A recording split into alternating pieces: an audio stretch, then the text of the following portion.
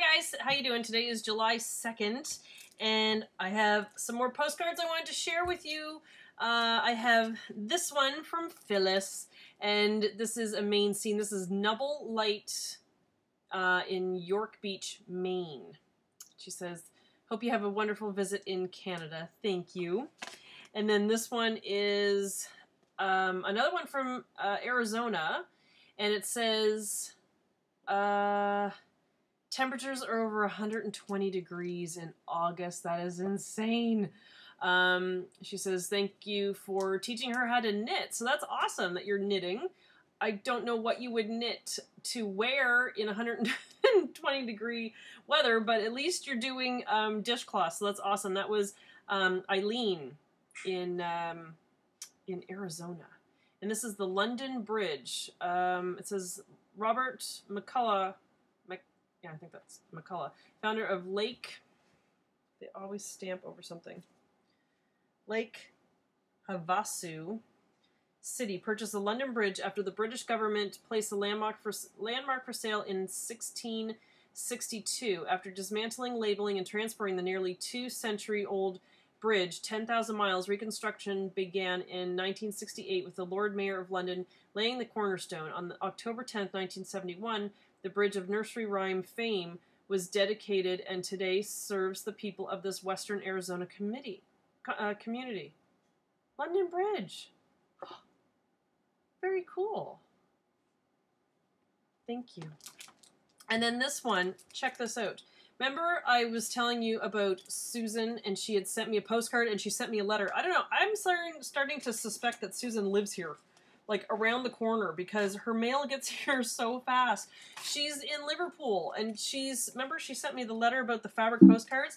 This is one of the fabric postcards, and it's all fabric.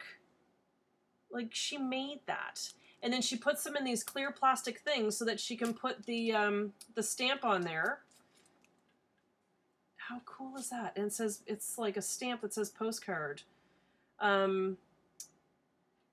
Oh, and she got mine. Yay. She says, thank you for my lovely Bermuda card. Oh, and she said, I've also sent you a letter with explanation and a bit more details about fabric. Very cool. Thank you. This is so neat. I'm just going to open it here. Because I was trying to figure out how she would write on a fabric postcard, but she's written on a fabric postcard. And then she does the stamp. That is so nice. Look. It's like quilted. Isn't that amazing? The ladies at the post office were amazed when I went to buy more stamps today, and she's like, have you checked your box? And I was like, yeah. She goes, there's a postcard in there that's fabric. And I'm like, I know, she makes them. It's so cool. That is beautiful. I've never ever seen one of those before. So thank you, Susan. Unbelievable. I'm going to put it back in the plastic so it doesn't get messy in my basket here. That is so neat. I'm loving this postcard thing. Thank you, guys. Fun. All right. Now, I was talking to you guys the other day about bullet journaling. Now, I bought this. Oops, dropped my pen. I bought this the other day out at a pharmacy out in St. George's. It was on for like $5 or something. And it's graph paper. It's all graph paper. But I was just trying out the whole bullet journaling thing. I did a key. I've been writing out the dates. I've just kind of been setting it up. And then what I did was I did like a sample calendar. Like, I'm just trying to figure out how I'm going to set up my bullet journal. I've done things like this, like how my pages are going to look. And I was like, no, I don't like that. And, you know, how am I going to set it up? Will I do an actual calendar? Should I do it like that?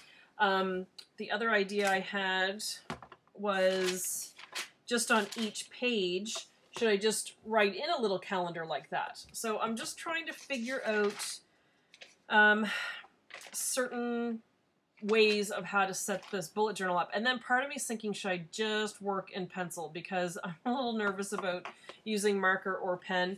I've got a list of things that I want to do when we go to Halifax. I've got a shopping wish list for Halifax.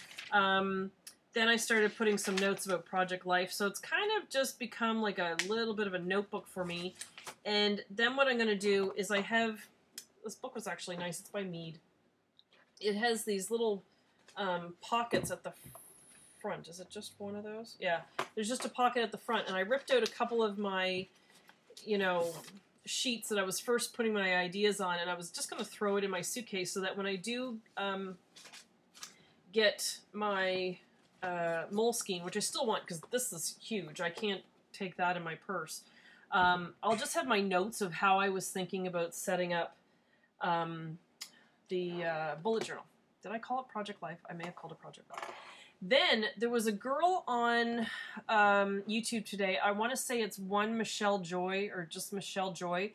I really like her videos. She shows how she's kind of setting things up, and at one point she uses these Hilroy scribblers and just how she sets up her like, what am I trying to say? All her notes and stuff of what she's going to put in Project Life.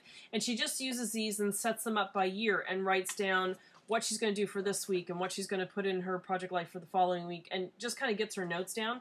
So what I'm thinking about doing is starting with the kids' baby albums and just kind of flip through the albums and go, okay, I remember this, and just put down as many notes as I can remember. So when I do go to attempt this Project Life thing, I have some notes to go on so that when I do sit down at my desk and start putting the photos in, I know what my journaling is going to be already. And she does this, she has another binder with a video about how her pages are all set up, and she has the diagram of, you know, where her photos are going to go, which photos she's going to do.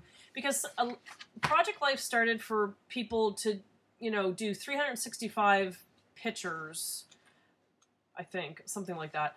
And you do a picture a day and you record your life. And you do that year after year.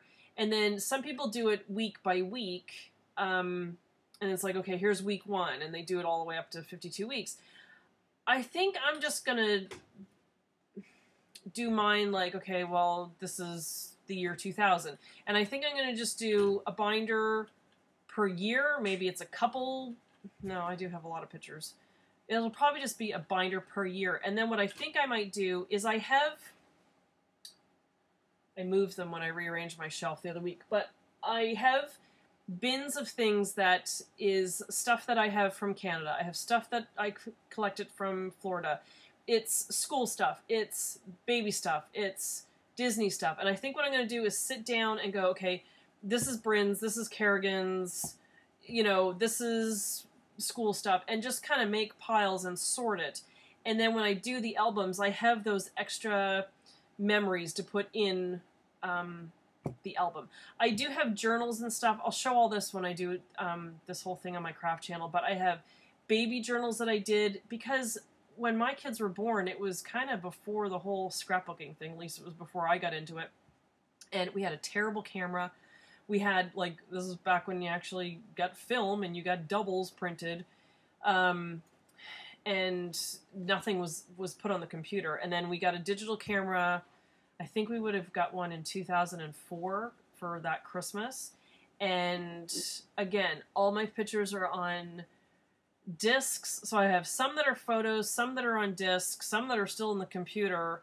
So everything is just kind of everywhere. But I figure if I start now, I'll get caught up with this year, but then it's always in the back of my mind that I still have to go back to the year Bryn was born and get started going that way. So I think I'll just go back to the beginning, start there, and just work my way up to current, if I ever get there.